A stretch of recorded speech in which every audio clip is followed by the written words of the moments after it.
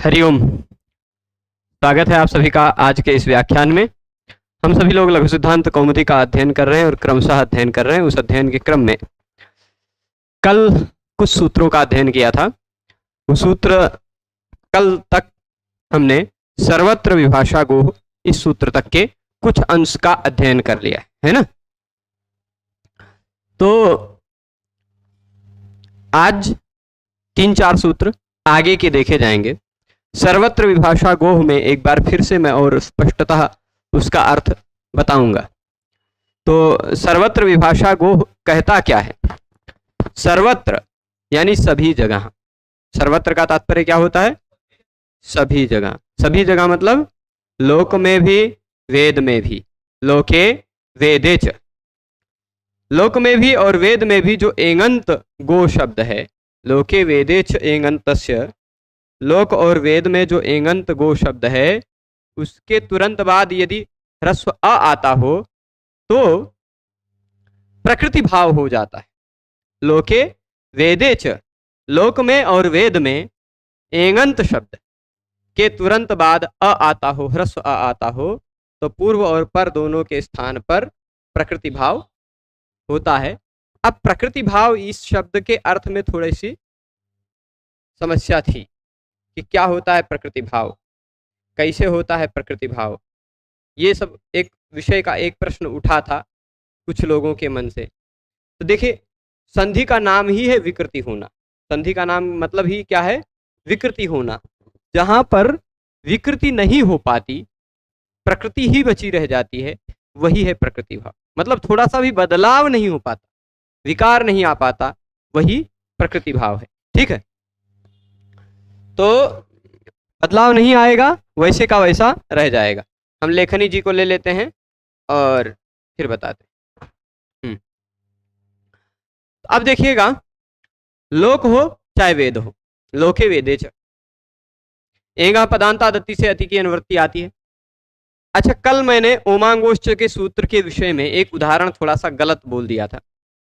फिर मुझे जब उस शब्द में प्रकृति प्रत्यय जब देखा क्या बाद में ध्यान आया, कभी कभी क्या होता है दिमाग में सारी बातें एक साथ नहीं आती। और परसों की रात में तो हम सोए भी नहीं थे, इस कारण कभी कभी दिमाग में काम नहीं करता उतना। तो कल बताया था अकास्वर्णे दीर्घा और ओमांगोश्च में कि जहां ओमांगोश्च लगेगा वहां अकास्वर्णे दीर्घा नहीं लगेगा। उस विषय को थोड़ा सा और स्पष्ट कर देते हैं। मैंने उदाहरण क्या दे दिया था? आदि वाला दे दिया था, है ना। आदि का उदाहरण दे दिया था, पर फिर भी आदि में भी कुछ रहस्य है। क्या है वो यहां देख लीजिएगा। आदि में आंग उपसर्ग है, दा धातु है और की प्रत्यय है। पर आदि शब्द कभी कभी नपुंसक लिंग में भी प्रयोग होता है। ये की प्रत्यय लगकर बना हुआ जो आदि शब्द है, इसके दो पक्ष हैं। एक तो की प्रत्यय लगाकर आदि शब्द बना लिया, ठीक, तो वह आदि ही बनेगा। अगर उसका नपुंसक लिंग में प्रयोग करते हैं तो फिर उस पक्ष में उसको अव्युत्पन्न मान लेते हैं। अव्युत्पन्न है तो उसमें आंग उपसर्ग नहीं है, व्युत्पत्ति ही नहीं हुई है, सीधे रेडीमेड शब्द है, ऐसा बोल लेते हैं तो। और यदि व्युत्पन्न वाला पक्ष मानते हैं, व्युत्पत्ति की दृष्टि से देखते हैं, तो आ दा की में से बचता है ई और दा में से आ का लोप हो जाता है, आ तो लोप ईटी च, तो ये आ का भी लोप हो जाता है, द आधा बचता है, बन जाता है आदि। तो आदि भी जुड़ेगा तब भी ओमांगोश्च सूत्र ही लगाना अधिक उचित होगा। ठीक है, वो मैंने उसको अकास्वर्णे दीर्घा के उदाहरण में थोड़ा सा गलती से बता दिया था, क्योंकि मैंने आदि में आंग उपसर्ग लगा ऐसा थोड़ा सा ध्यान नहीं दिया। ठीक है, अब ये एक बात स्पष्ट है। तो अब अगली बात क्या है कि जहां पर भी आंग उपसर्ग नहीं है, जैसे अतिथि शब्द है, कोई अतिथि आता है, ठीक, तो उस अतिथि का क्या किया जाता है? आतिथ्य किया जाता है या आतिथेय किया जाता है ना। वहां अतिथि शब्द से आतिथ्य बना, बड़ा आ दिख रहा है पर वह आंग नहीं है, तो ओमांगोश्च की बात नहीं आएगी। वहां पर आप अकस्वर्णे दीर्घा से दीर्घ कर सकते, है ना? चलेगा? ये इतना समझिए। पर जहां भी आपको आंग दिखता हो वहां पर तो आपको ओमांगोच्च लगाना ही ज्यादा सही रहेगा। यद्यपि कुछ लोग मानते हैं कि भाई अकस्वर्णे दीर्घा पर में है, उससे कर लेंगे तो भी कोई आपत्ति नहीं है, पर यदि शास्त्रीय दृष्टि से गंभीरता से सोचा जाए तो आंग वाला पक्ष ज्यादा मजबूत है, क्योंकि अकस्वर्णे दीर्घा कहता है कोई अक हो, उसके तुरंत बाद कोई भी सवर्ण हो, कोई भी सवर्ण हो, है ना? पर ओमांगोच्च क्या कहता है कि पहले अक नहीं, पहले आ हो। तो आप समझ लीजिए किसकी सीमा छोटी है। यह कहता है पहले केवल आ होना चाहिए, ई उ रिलरी हो नहीं, या ई उ रिलरी इत्यादि सब जगह लग जाएगा, पर केवल आ हो और यहां तुरंत बाद में सवर्ण नहीं, केवल ओम हो या आंग हो। यह केवल उसके अवर्ण के तुरंत बाद इन्हीं दो की ही अपेक्षा रखता है ओमांगोच्च, केवल दो की ही अपेक्षा रखता है। अब अगर आप अवर्ण के बाद आंग देखने जाएंगे, अवर्ण के बाद, यदि शास्त्रीय दृष्टि में बता रहा हूं, अवर्ण के बाद जहां कहीं भी आंग मिलेगा वहां अकस्वर्ण दीर्घा तो लग ही रहा है, लग ही रहा है ना, क्योंकि अ यहां है, आंग यहां है। तो ओमांगोच्च सूत्र में आंग का ग्रहण क्यों किया भगवान पाणिनि ने? व्यर्थ हो जाता ना ग्रहण, क्योंकि आंग रहेगा तो आ तो रहेगा ही। आ ऑलरेडी दीर्घ है, अकस्वर्णे दीर्घा से दीर्घ कर दोगे तब वो दीर्घ रहेगा, है ना? पर अगर पाणिनि जी को वो अपेक्षा होती कि यहां दीर्घ करके ही सिद्ध कर लेंगे, सिद्ध कर लीजिए, कोई आपत्ति नहीं है, आप सिद्ध करके किसी तरह बता लेंगे, पर यदि गहराई से देखा जाए तो आ के बाद आंग रहेगा, तब ओमांगोच्च लगाना ज्यादा सही है। ठीक है, ये बात स्पष्ट है। आलय आदि इत्यादि जितने भी शब्द में आंग उपसर्ग लगा हुआ है शब्द, वहां आपको अकस्वर्णे दीर्घा से दीर्घ करते हैं यदि, तो भगवान पाणिनि जी की दृष्टि से आप अनुचित कर रहे हैं। ठीक है, चलेगा? अब इसके बाद ये एक बात ध्यान आगे बता रहे थे हम आप सबको, ये सर्वत्र विभाषा गोह को। सर्वत्र मतलब लोक में भी और वेद में भी, ये बात स्पष्ट है आपको, लोके वेदे च। एंगंत होना चाहिए शब्द, लोक में हो चाहे वेद में हो, एंगंत हो, यानी कोई शब्द होगा तभी तो एंगंत देखा जाएगा। कोई पद होगा, पद संज्ञा हुई होगी, उस पद का अंतिम वर्ण एंग मतलब ए या ओ होगा।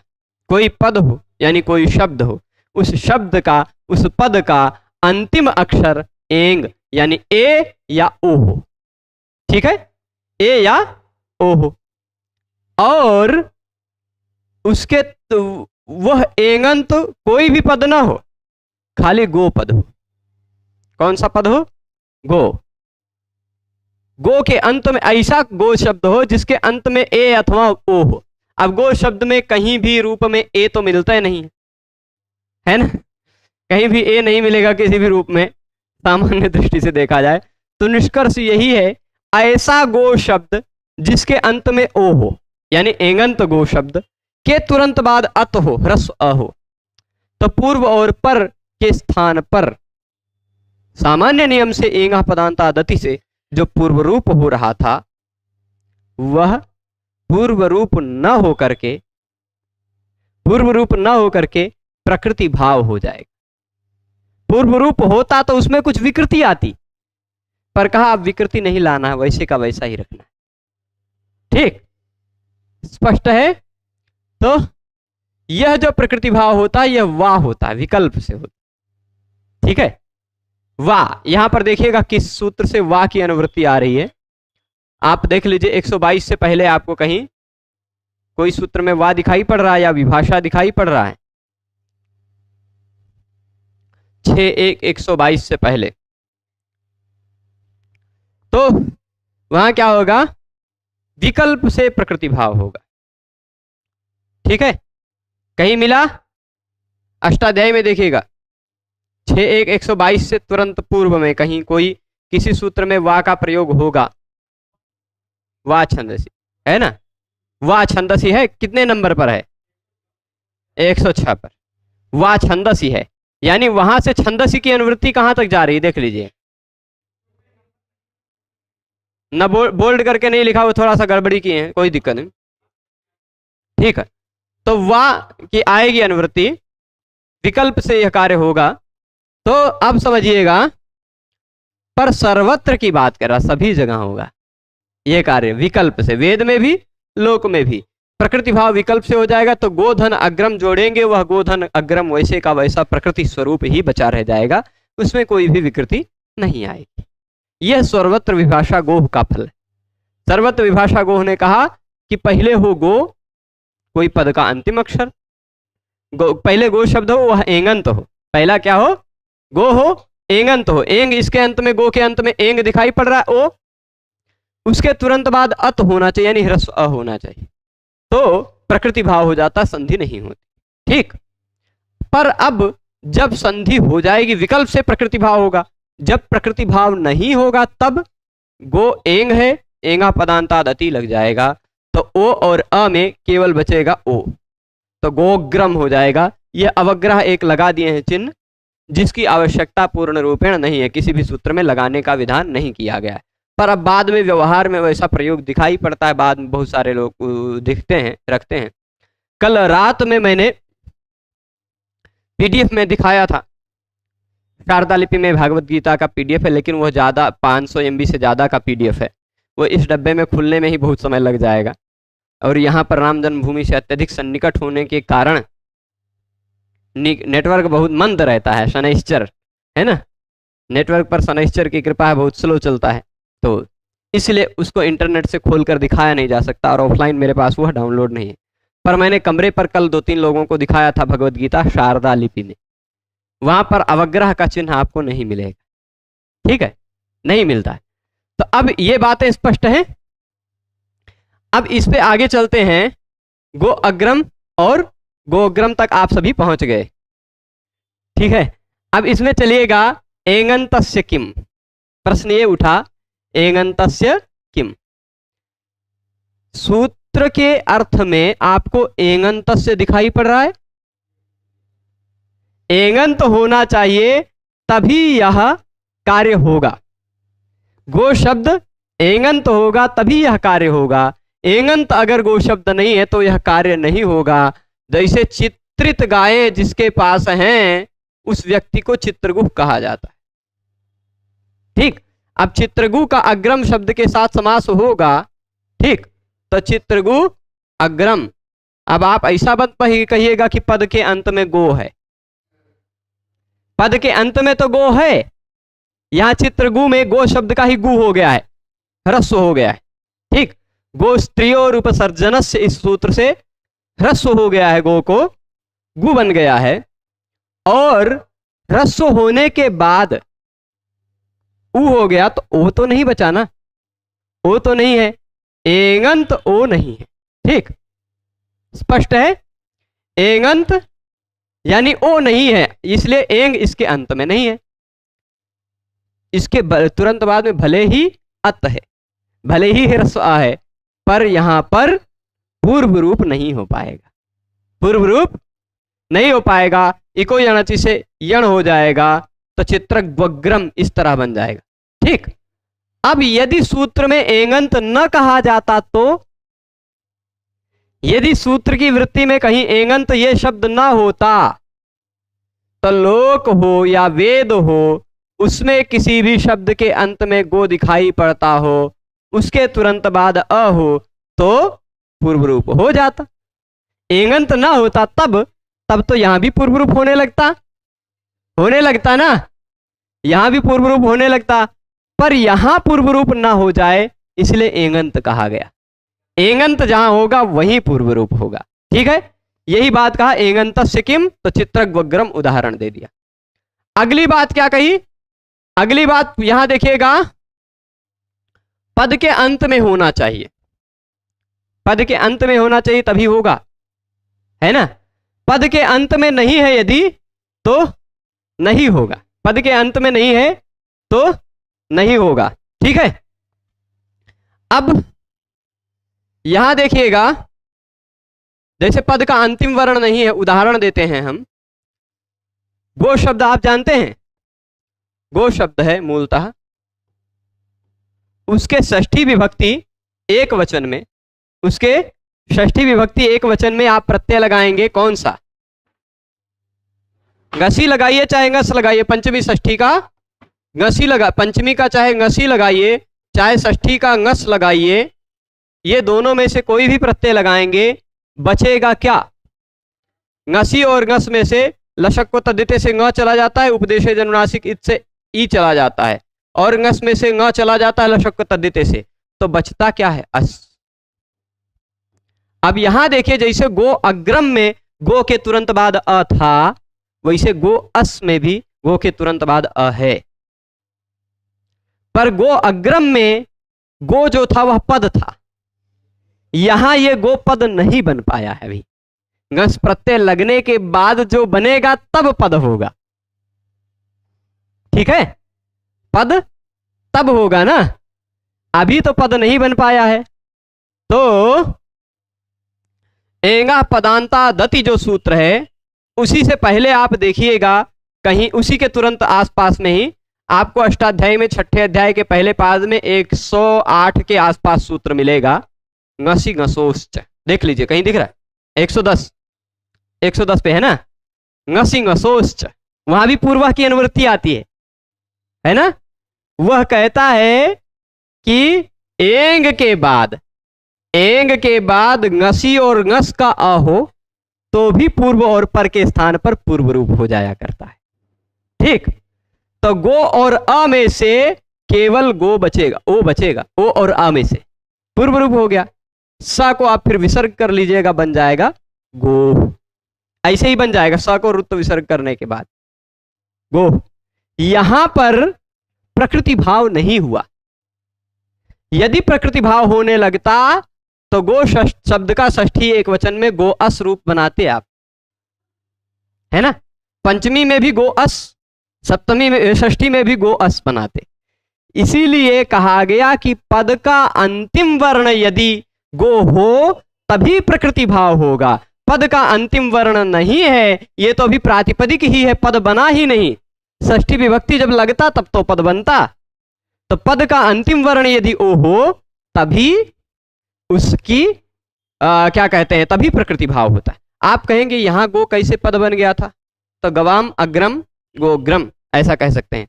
वहां क्या हुआ था, गो के बाद षष्ठी विभक्ति का आम प्रत्यय लगा था और फिर उसके बाद अग्र के बाद सु लगा था, तो ये गो आम एक पद बन चुका है, अग्र सु ये एक पद बन चुका है। अब भले ही सुपो धातु प्रातिपदिक से ये प्रत्यय लुप्त हो गया है, पर फिर भी ये सुबंत तो है ही।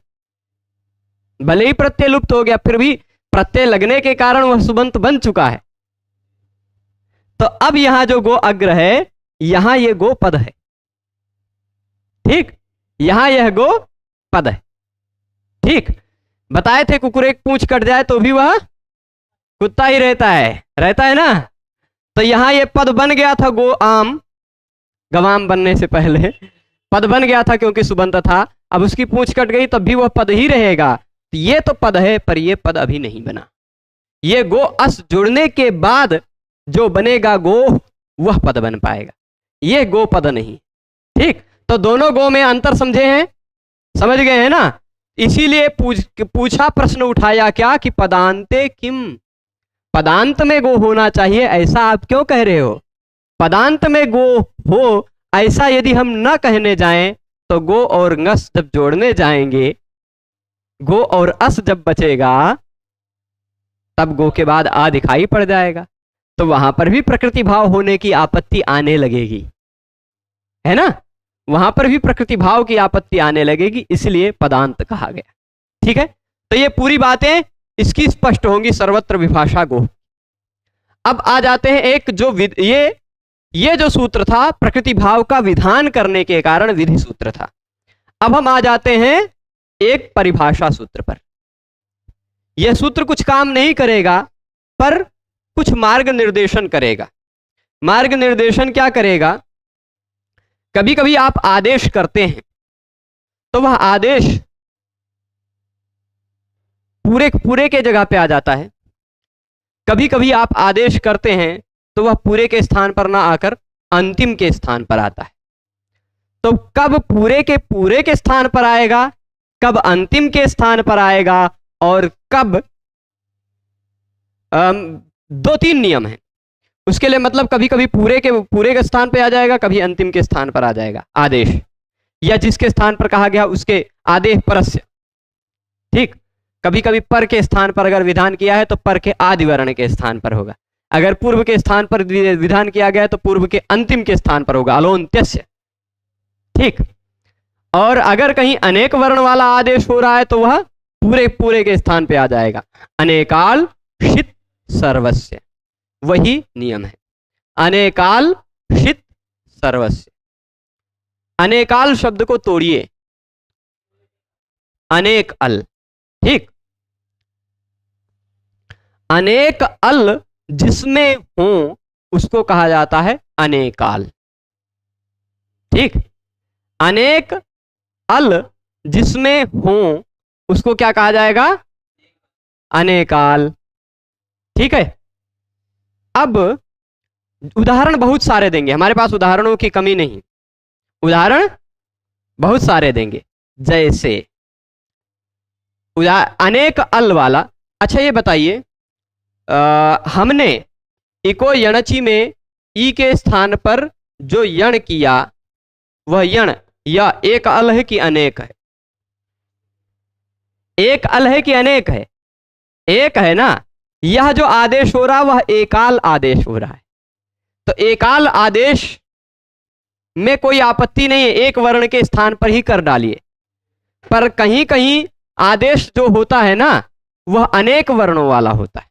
जैसे उदाहरण देते हैं, टिप प्रत्यय लगा है, ठीक, तस लगा है और झी लगा है।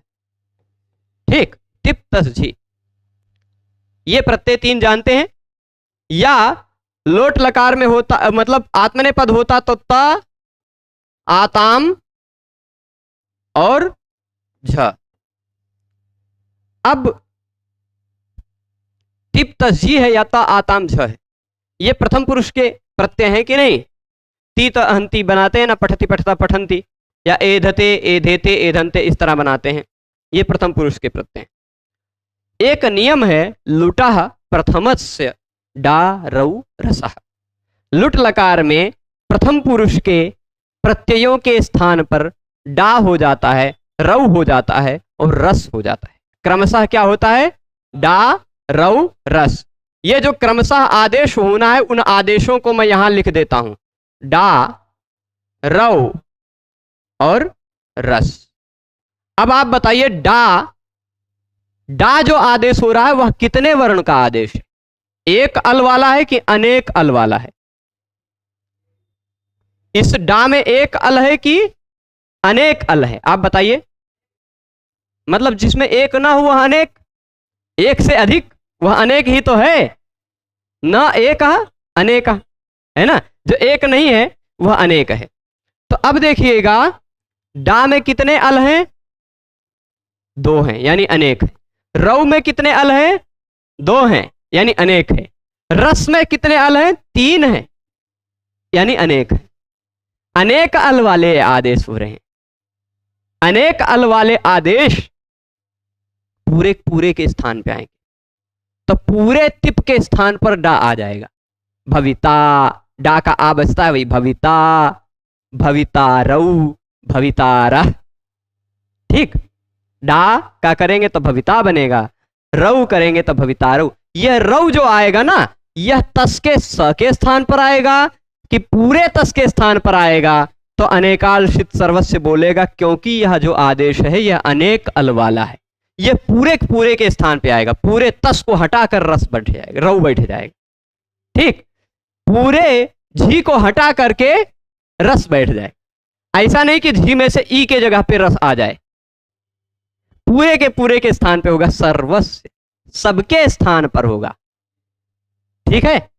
एक प्रश्न यहां उठता है कि डा के विषय में, डा अनेकाल है कि एकाल है, इस विषय में एक मतभेद उठता है जिसमें थोड़ा सा स्पष्टीकरण और अपेक्षित है। अभी दिमाग में थोड़ी, जो लोग समझेंगे उनको चमक आएगी, उनको थोड़ा समझ आएगा।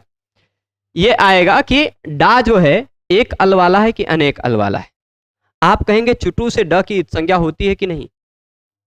हो जाती है ना ड की। तो ड की इत संज्ञा जब होगी तो बचेगा खाली आ।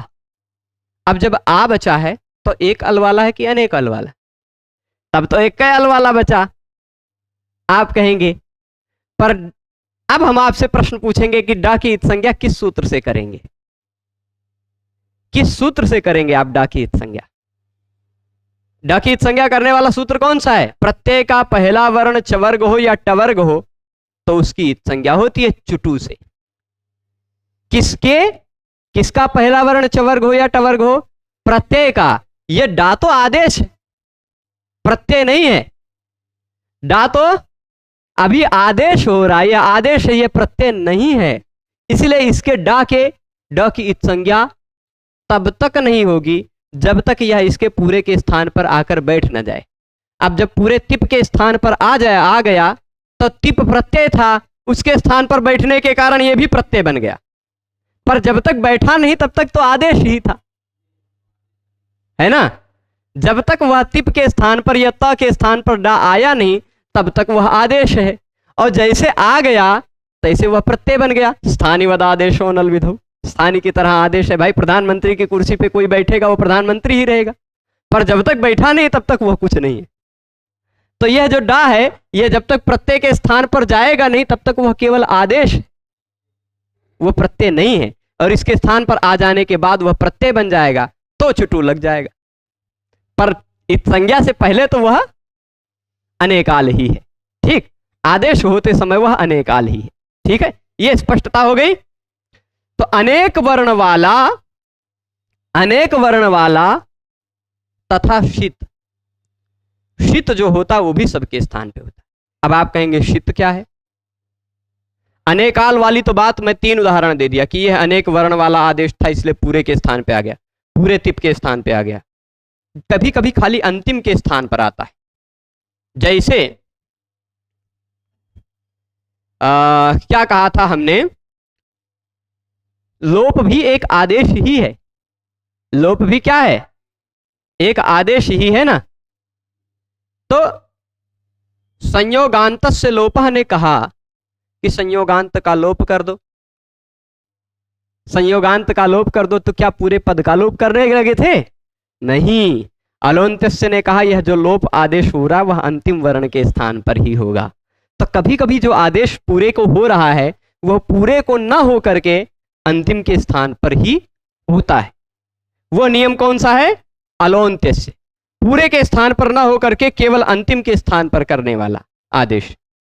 पर वह एक वर्ण वाला आदेश रहेगा तभी वह अंतिम के स्थान पर हो पाएगा। अनेक वर्ण वाला आदेश है तब तो पूरे के स्थान पर होगा, पूरे के स्थान पर होगा। ठीक है, अब कुछ स्पष्टता इसमें बाकी अभी जरूरी है। श की इत संज्ञा वाला, श की जिसमें इत संज्ञा हुई है वह भी पूरे के स्थान पर होगा, चाहे वह एकाल हो चाहे वह अनेकाल हो। जैसे अष्ट शब्द है, मूलतः शब्द क्या है? अष्टन शब्द है, पर अष्टन आविभक्तौ, इस सूत्र से अष्टन के, हाँ चलिए बहुत अच्छा, दोनों उदाहरण मिल गए। अष्टन शब्द है और उसके बाद प्रत्यय कौन सा लगा है? क्योंकि अष्टन शब्द 8, अष्टन का मतलब 8, 8 का ही तो मतलब होता है अष्टन। अष्ट शब्द अष्टौ, अष्टौ बनता है रूप। अष्टौ बनने में दोनों उदाहरण मिल गए हमें। अब दोनों में अंतर आप समझ जाएंगे, कौन पूरे के स्थान पर होगा कौन अंतिम के स्थान पर होगा। तो एक है प्रत्यय, चाहे आप लगा लीजिए जस प्रथमा विभक्ति का बहुवचन वाला, चाहे आप प्रत्यय लगा लीजिए शस द्वितीय विभक्ति का बहुवचन वाला। ठीक, प्रथमा विभक्ति का बहुवचन या द्वितीय विभक्ति का बहुवचन, जस या शस प्रत्यय लगा लिया आप अष्टन शब्द के बाद। ठीक, सुऔजस, क्योंकि ये बहुवचन में ही प्रयोग होगा, एक वचन में इसका प्रयोग नहीं। 8 का भी एक वचन थोड़े ना होता, 8 है मतलब बहुवचन ही होगा, है ना। तो जस प्रत्यय या शस प्रत्यय लगाया आपने अष्टन के बाद। अब जब आपने यहां पर 2 सूत्र लगेंगे। एक सूत्र ये लगा अष्टन आ विभक्तौ।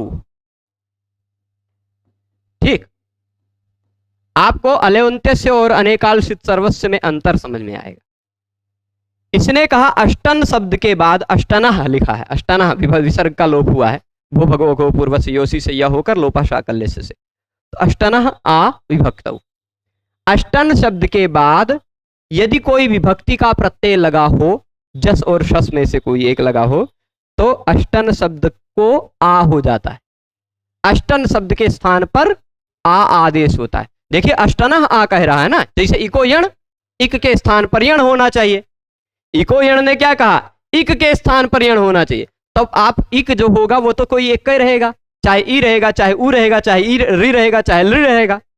ई ऊ लृ में से ही कोई एक ही रहेगा ना, वहां कोई आपत्ति नहीं है। पर कहीं कहीं कोई कोई शब्द दे देते हैं, इस अष्टन शब्द के स्थान पर आ करो, यदि उसके बाद कोई विभक्ति लगी हो। अब समस्या उठी कि अष्टन में षष्ठी विभक्ति लगी है ना, अष्टनः। षष्ठी विभक्ति के द्वारा मतलब अष्टनः का मतलब क्या हो गया, अष्टनः स्थाने, षष्ठी स्थाने होगा, है ना। अष्टन के स्थान पर आ हो जाएगा, यही इतना तो अर्थ निकलेगा। अब समस्या उठी, पूरे अष्टन के स्थान पर आ करें क्या, तो आ कितने अल वाला है, आ अनेकाल तो है नहीं, एक ही वर्ण है। अनेकाल होता तो पूरे अष्टन के स्थान पे आ जाता, अनेकाल होता तो पूरे अष्टन के स्थान पे आ जाता। जैसे त्रि है, त्रि के स्थान पर त्रेस त्रयः सूत्र से त्रय हो गया तो पूरे त्रि के स्थान पे आया। त्रि के स्थान पर जो त्रयस हुआ वो पूरे त्रि के स्थान पे आया।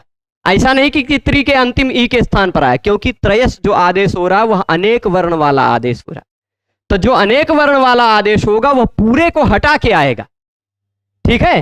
पर एक वर्ण वाला जो आदेश हो रहा है वहां पर अलोन्त्यस्य नियम लग जाएगा। षष्ठी निर्दिष्ट अंत्यस्य अलह आदेश, षष्ठी निर्देश के द्वारा जो आदेश होता है वह अंतिम वर्ण के स्थान पर ही होगा, यानी पूरे अंतिम वर्ण जो न है उसी के स्थान पे आ जाएगा आ।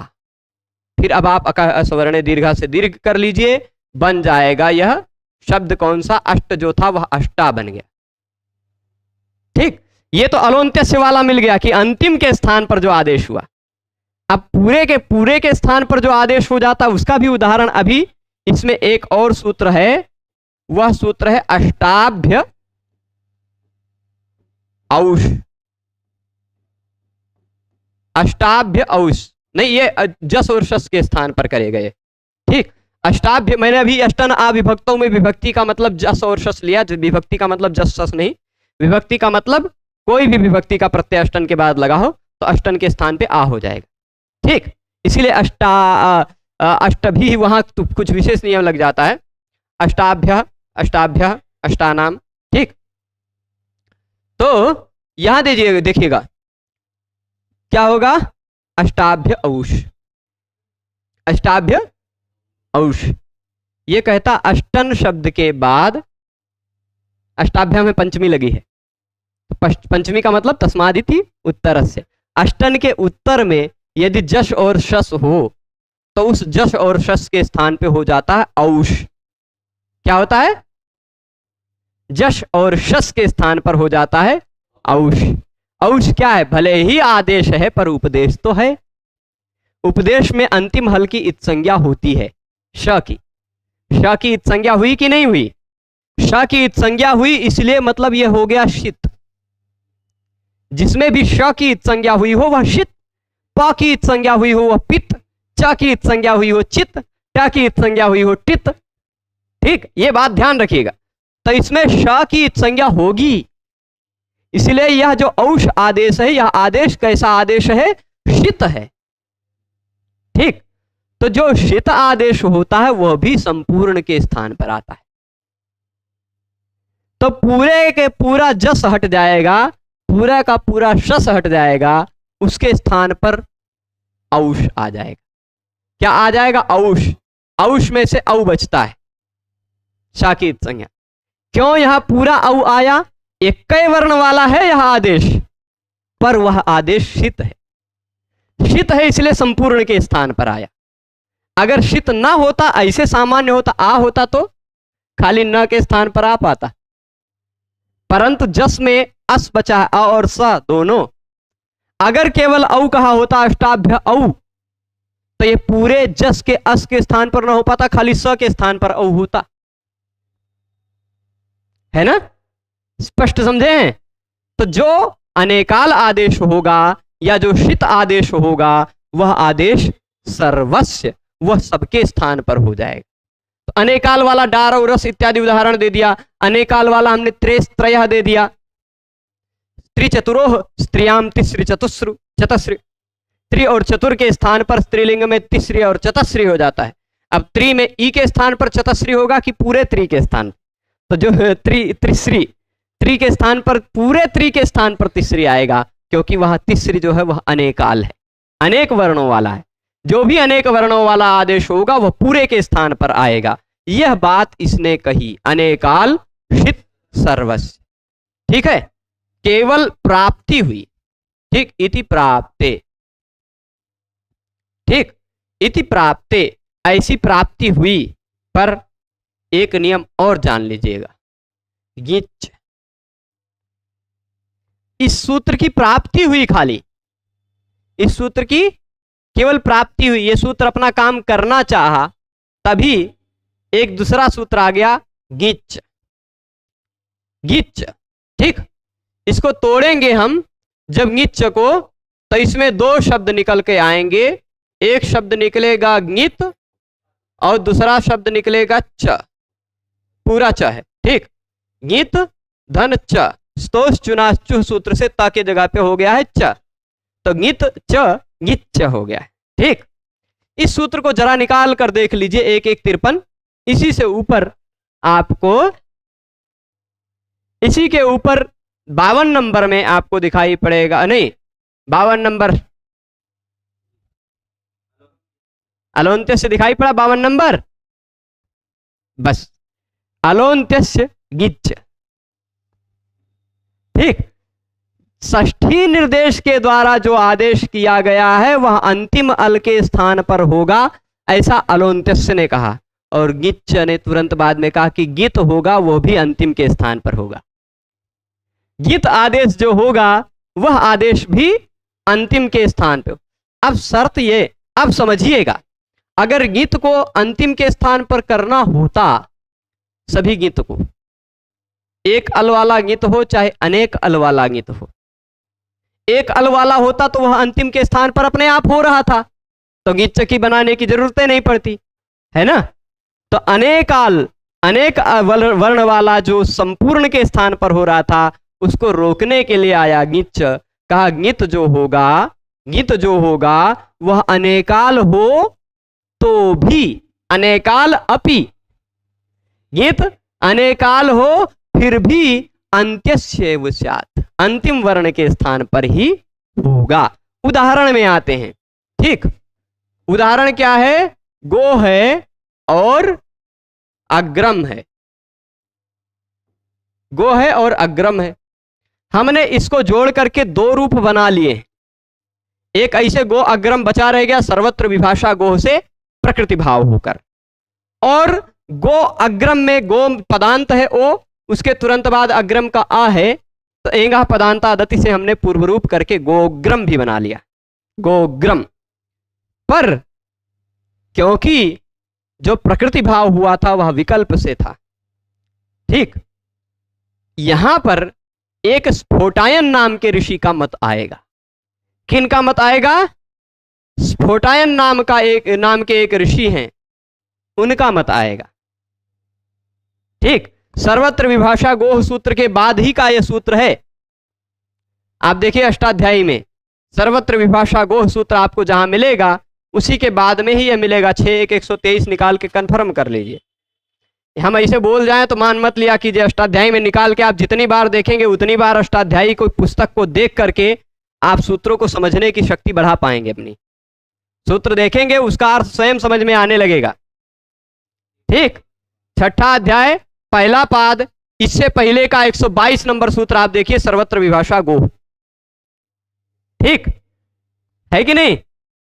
स्पष्ट है। तो वह कहा रहा है गोह, वहां गोह कहा गया है। तुरंत बाद में अवंग स्फोटायनस्य, स्फोटायन ऋषि के मत में गो शब्द के बाद यदि अ दिखाई पड़ता हो तो पूर्व और नहीं, तो फिर यहां पूर्व एका पूर्व प्रयोग के अधिकार से यह बाहर का बात है। एका पूर्व प्रयोग 111 तक ही था। ठीक, तो गो के जो ओ है उसके स्थान पर हो जाता है अवंग, गो के स्थान पर अवंग होगा। गो के स्थान पर क्या होगा? अवंग।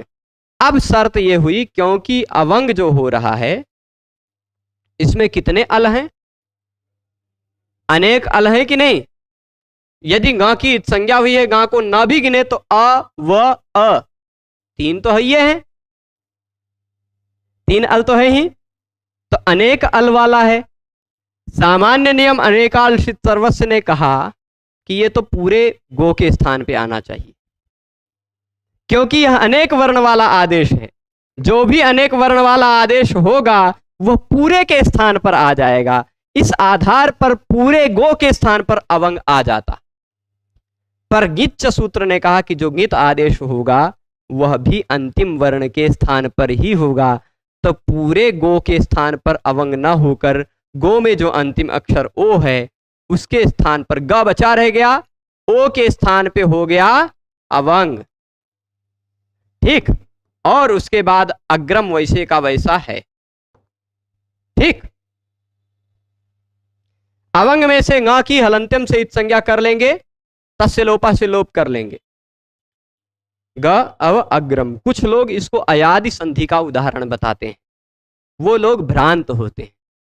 देखिए, अयादि संधि जहां अय अय अव आय आव आदेश होता है वहां होती। ठीक, वहां पर गो के अगर अयादि संधि होती तो अय के स्थान पर अव हुआ होता, ओ के स्थान पर क्या हुआ होता? अव, है ना? यहां पूरा क्या हो रहा है? पूरा अवंग हो रहा है, वह पूरा रहेगा। अगर अव खाली आदेश हुआ होता तो गवग्रम बनता, गवग्रम। ठीक, पर यहां अवंग हुआ। अब एक मन में आपके प्रश्न ये भी आएगा कि गुरुजी आप कह रहे हैं कि अनेक वर्ण वाला जो आदेश होगा वह पूरे के स्थान पर होगा, है ना?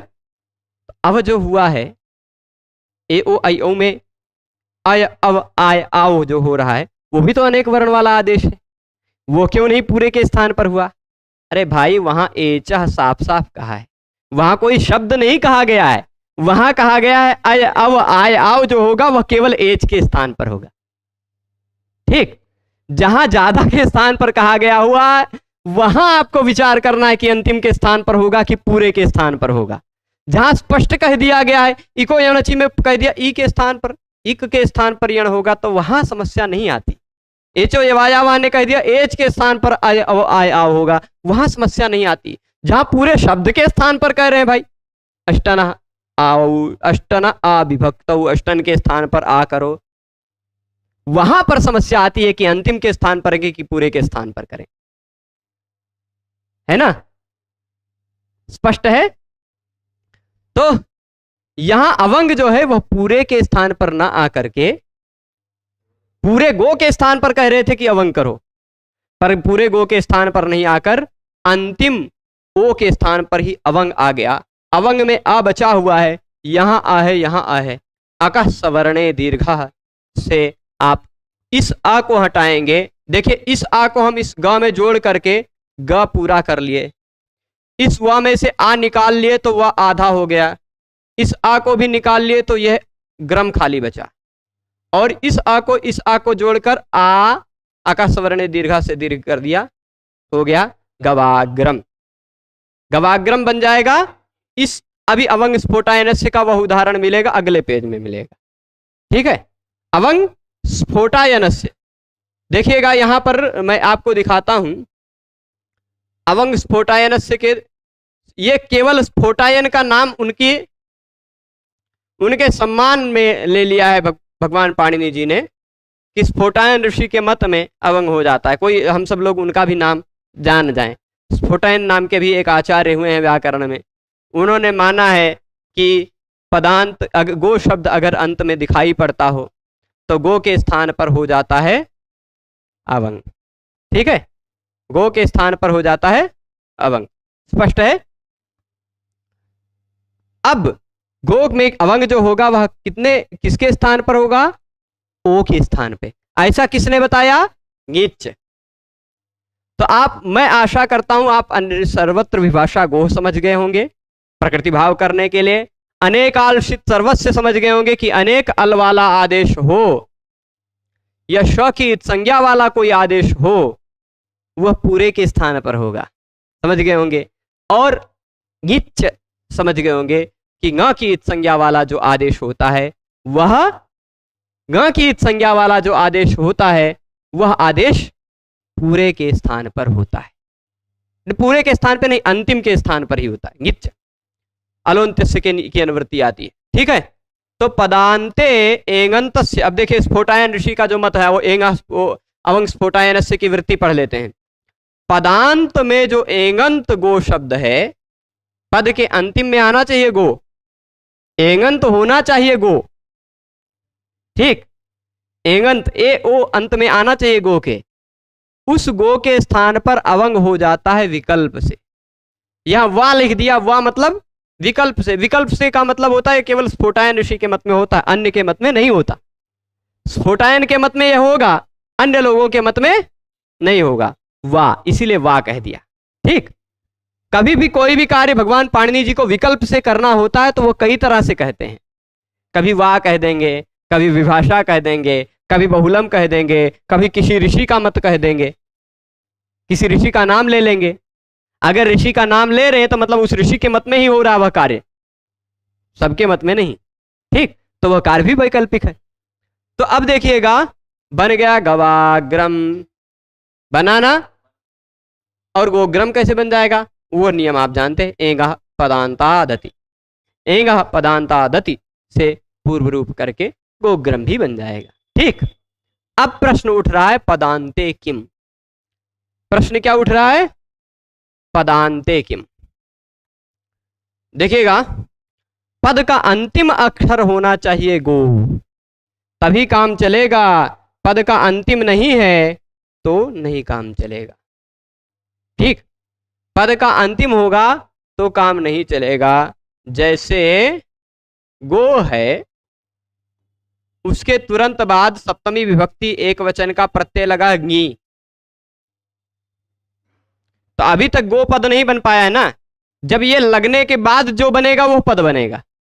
ङ की संज्ञा हो जाएगी तो सप्तमी विभक्ति का एक वचन का प्रत्यय बजेगा ई। ठीक, अब बताइए, गो है पद का अंतिम वर्ण, पद का अंतिम अक्षर गो तो नहीं है ना। यहां पद के अंत में गो नहीं है, अभी पद बन ही नहीं पाया, अभी तक प्रातिपदिक ही है। तो इसके तुरंत बाद अच है तो यहां पर अवंग न हो जाए, इसलिए पदांते कहा गया। अगर पदांते न कहते तो यहां गो के बाद अच दिखाई पड़ रहा है, यहां भी स्फोटायन के मत में आप अवंग करने लगते तो क्या रूप बनाते? अवंग करते तो क्या हो जाता? गव और ई जुड़ा हुआ ए बन जाता, गवे बनता ना। वैसे ही तो इसीलिए पदांत होगा तो ही ओ के स्थान पर अवंग होगा।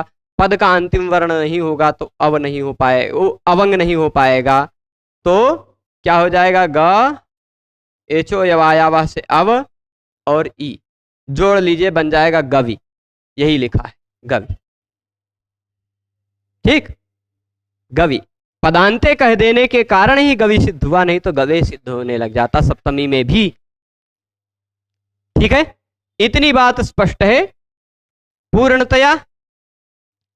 तो इसी से संबद्ध एक शब्द और भी है, एक सूत्र और है इसी से संबद्ध, इंद्रेच। उनको भी देख लेते हैं। ठीक, आपको अवंग स्फोटायनस्य से मिल रहे हैं। अवंग स्फोटायनस्य के तुरंत बाद आप देख लीजिए, आपको इंद्रेच सूत्र भी मिल जाएगा। मिला है इंद्रेच। ये यहां पर भी सर्वत्र विभाषा गोह की अनुवृत्ति आ रही है। केवल यही सूत्र एक देख लेते हैं, इसके बाद दूरा धूते च से कल देखेंगे। ठीक है, यहां देखिएगा गोह की अनुवृत्ति आ रही है, ये उसी के तुरंत बाद अवंग स्फोटायनस्य के तुरंत बाद का मंत्र है। ठीक है, तो इंद्रे च ये कहता है इंद्रे, इंद्रे में कौन सी विभक्ति लगी है? सप्तमी लगी है। तो तस्मिन्निति निर्दिष्टे पूर्वस्य, सप्तमी विभक्ति का निर्देश हो तो जो भी कार्य होगा वह पूर्व वर्ण के स्थान पर होगा, यानी पहले होना चाहिए गो, उसके तुरंत बाद होना चाहिए इंद्र। पहले होना चाहिए गो, उसके तुरंत बाद होना चाहिए इंद्र। ठीक है, तो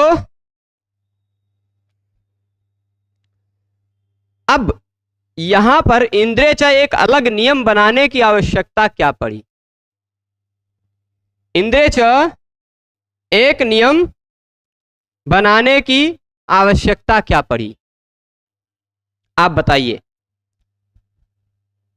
यहां ध्यान दीजिएगा, गो के बाद इंद्र है तो अवंग स्फोटायनस्य से ही काम चल रहा था ना,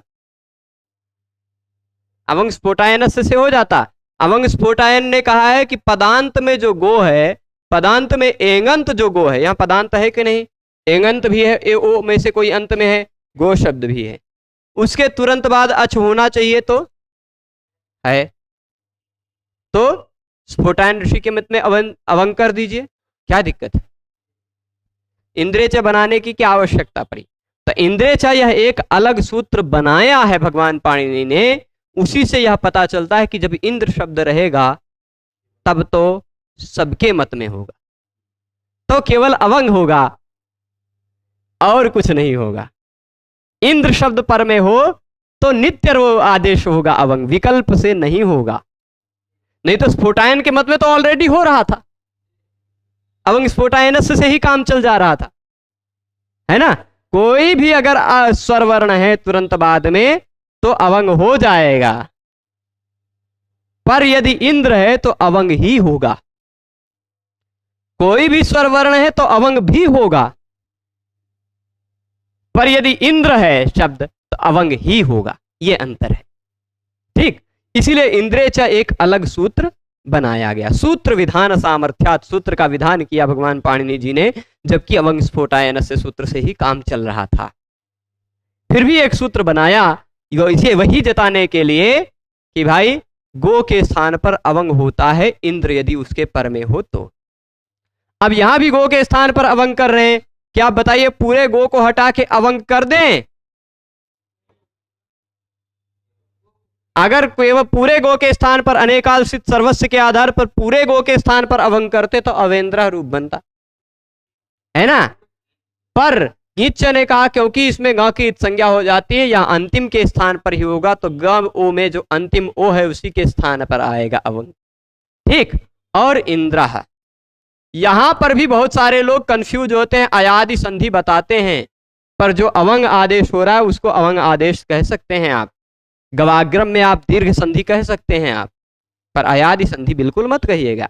कवेंद्र में अवादेश संधि कह दीजिए, अवंग आदेश संधि कह दीजिए, या फिर गुण संधि कह दीजिए। कैसे?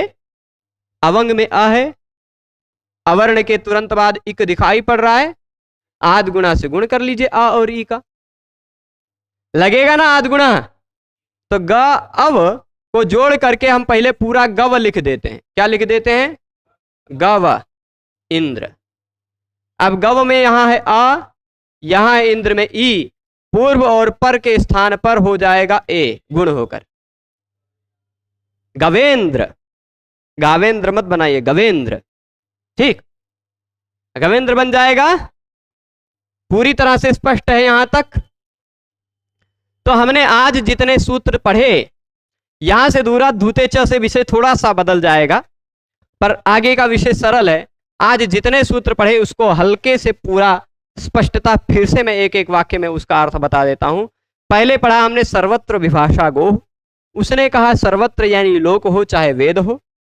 ठीक, लोक हो चाहे वेद हो, मैं पूरा क्लीन कर देता हूं और फिर उसके बाद वहां सूत्र पर ही ला के सूत्र सहित दिखाते हुए चलता हूं। सर्वत्र विभाषा गोह ने को हमने देखा, उसने क्या कहा, लोक हो चाहे वेद हो, एंगंत होना चाहिए गो शब्द। अभी आज पूरा केवल गो शब्द पर चले हैं हम, केवल गो शब्द पर, सर्वत्र विभाषा गो से, है ना। लोक हो चाहे वेद हो, सब जगह गो होना चाहिए पदांत, पदांत गो हो, उसके तुरंत बाद अ हो तो प्रकृति भाव हो जाता है। गोधन अग्रम जोड़ेंगे तो गो अग्रम वैसे का वैसा बचा रह जाएगा। पर यह जो प्रकृति भाव होगा वह विभाषा होगा, होगा भी और नहीं भी होगा। विभाषा का मतलब विकल्प से। तो जब प्रकृति भाव नहीं होगा तो गो अग्रम को आप जोड़ेंगे, एंगा पदांता दति वाला पहले जो पढ़ा हुआ नियम, पदांत एंग है उसके तुरंत बाद अत यानी ह्रस्व अ है, तो वह नियम लग करके आपको पूर्व रूप होकर गोग्रम बनेगा। ठीक है, सर्वत्र विभाषा हो गया। फिर उसके बाद हमने अनेकाल सर्वस्व नियम देखा। कहता है कि अनेक वर्ण वाला कोई आदेश हो या श की संज्ञा वाला कोई आदेश हो, वह आदेश सर्वस्व संपूर्ण के स्थान पर होता है। कितने के स्थान पर होता है? संपूर्ण के स्थान पर। शित में हमने केवल एक ही सर्वत्र, उसका शित में केवल एक ही उदाहरण दिया, और उदाहरण मैं देख लेता हूं। अष्टाभ्या ओष मुझे आ गया था याद, तो वो मैंने तुरंत बता दिया था, पर और भी एक आध उदाहरण अगर कहें, इदम इश, ठीक, इदम इश, ये एक उदाहरण है। यहां क्या होगा, इस के बाद क्या होगा, इदम शब्द से हा प्रत्यय करेंगे। कौन सा प्रत्यय करेंगे? इदम और हा, ठीक। तद्धित प्रत्यय यदि इदम शब्द के बाद हो तो इदम शब्द के स्थान पर हो जाता है इश। अब यह इश जो हो रहा है अलोन्त्यस्य नियम के आधार पर, क्योंकि एक ही अल वाला है, श की संज्ञा हो जाएगी तो ई ही बचेगा, एक ही अल वाला है, तो अलोन्त्यस्य नियम के अनुसार केवल म के ही स्थान पर होना चाहिए था। पर अनेकाल सर्वस्व ने कहा कि श की संज्ञा वाला जो आदेश होगा वह पूरे के स्थान पे होगा। भले है एक का ई, पर वह पूरे इदम को हटाकर एक ही ई आ गया। जोड़ लीजिए, बन जाएगा इह। इह चेदवेदीदथ सत्यमस्ति न चेदिहा वेदीन महति विनष्टि। बहुत सारा इह प्रयोग मिलता है ना, सप्तमी अर्थ में वो प्रत्यय हुआ था। तो अनेकाल वाला जो होता है, अनेक वर्ण वाला या शित, वह संपूर्ण के स्थान पर आता है, ये भी स्पष्ट समझा। पर ङिच्च, इसकी प्राप्ति तो हुई पर ये लग नहीं पाया अवंग स्फोटायनस्य में। अवंग हुआ, अवंग पूरे गो के स्थान पे होता तो अवाग्रम या अवेंद्र ऐसा रूप बनता, गवाग्रम या गवेंद्र न बनता, है ना। इसलिए ङिच्च एक सूत्र बनाया। अभी बहुत जगह उदाहरण मिलेगा। मातृ शब्द का आप रूप बनाने लगेंगे माता, तो वहां भी ऋदुषंसो ने हसाम च से री के स्थान पर अनंग करने लगेंगे जब ना, यदि जब सूत्र लगा के री के स्थान पर अनंग करेंगे तो केवल री के स्थान पे होगा, क्योंकि अनंग अनेक अल वाला है, अनेक अल वाला है तो वह मातृ पूरे के मातृ के स्थान पर होने लग जाता है ना। तो इसीलिए अनेक वर्ण वाला जो आदेश होगा वह सबके स्थान पर होगा, पर यदि वह आदेश ङित है तो वह केवल अंतिम के स्थान पर होगा। मातृ में केवल री के स्थान पर अनंग होगा, मातनंग, मातन, मातन बनेगा तो इसे राजन का राजा जैसे बन जाता वैसे मातन का माता बन जाता है, ठीक, री के स्थान पर अन होगा। तो अब देखिएगा, रिंग शयग लंगशु, रिंग, रिंग आदेश भी होता है, ठीक। ऐसे बहुत सारे आदेश होते हैं जिसमें ग की संज्ञा होती है। ग की संज्ञा वाला जो आदेश है वह अंतिम वर्ण के स्थान पर ही होगा, अनेकाल हो तो भी, ठीक है। तो ये हो गया। फिर अवंग स्फोटायनस्य से हमने देखा। स्फोटायन ऋषि के मत में पद का अंतिम वर्ण हो, पद के अंत में आता हो गो, गो हो, एंगंत पद हो। गो कैसा हो? एंगंत पद हो, यानी गो पद में अंत में आपको एंग दिखाई पड़ता हो, गो पद में अंत में एंग दिखाई पड़ता हो, तो फिर उसके तुरंत बाद कोई स्वर वर्ण हो तो स्फोटायन ऋषि के मत में गो में जो ओ है उसके स्थान पर हो जाता है अवंग। मतलब पूरे गो के स्थान पर हो रहा था, पर गिच्च ने कहा नहीं, केवल अंतिम ओ के स्थान पर ही हुआ। फिर हमने इंद्रेच पढ़ा, वह नित्य करता है। तो यहां पर गवाग्रम और गोग्रम दोनों बन गया, अवंग भी हुआ अवंग नहीं भी हुआ, पर वहां केवल गवेंद्र ही बनेगा। ऐसा आप नहीं कर सकते कि गविंद्र बना ले जाएं, अब आदेश करके एचो यवाया लगाकर अब करके गविंद्र बनाने चाहे आप नहीं बना पाएंगे। वहां अवंग जो होगा वो नित्य होगा। यह इंद्रिय से एक अलग सूत्र बनाने से स्पष्ट पता चला। ठीक, तो इतना तक देख लिए। अब दूराधूते च से लेकर के आगे के जो सूत्र हैं उनको कल के व्याख्यान में देखेंगे। अगले रविवार से पहले, अग्रिम रविवार से पहले हर हाल में स्वर संधि समाप्त हो जाएगी। ठीक है, अच संधि समाप्त हो जाएगी। फिर उसके बाद हम सब, बहुत ज्यादा सूत्र नहीं बचे हैं, है ना, लगभग 8-10 सूत्र बचे होंगे। इसके देख लेते हैं कितने सूत्र बचे हैं। अगले रविवार कह रहे हैं, हो सकता है सोम मंगल में ही समाप्त हो जाए, हो सकता है। बहुत ज्यादा सूत्र नहीं है, जैसे दूराधूते च प्लुत प्रगृह्याच नित्यम ईदो दूदेवचनम प्रगृह्यम, यहाँ आदसो मात तक कल पढ़ लेंगे, आदसो मात तक कल पढ़ लेंगे हर हाल में। फिर रविवार को अवकाश रहेगा। ये बाकी जो सूत्र हैं ये कहाँ तक हो जाएगा, ओत, ओत तक। उसके बाद एक दिन देख लेंगे, फिर हो जाएगा 3 दिन में, और हो जाएगा 3-4 दिन में हर हाल में ये स्वर संधि समाप्त हो जाएगी। फिर हल संधि हम सब शुरू करेंगे। सभी लोग व्याख्यान में जुड़े रहे, उसके लिए सभी को बहुत बहुत धन्यवाद। नमो नमः।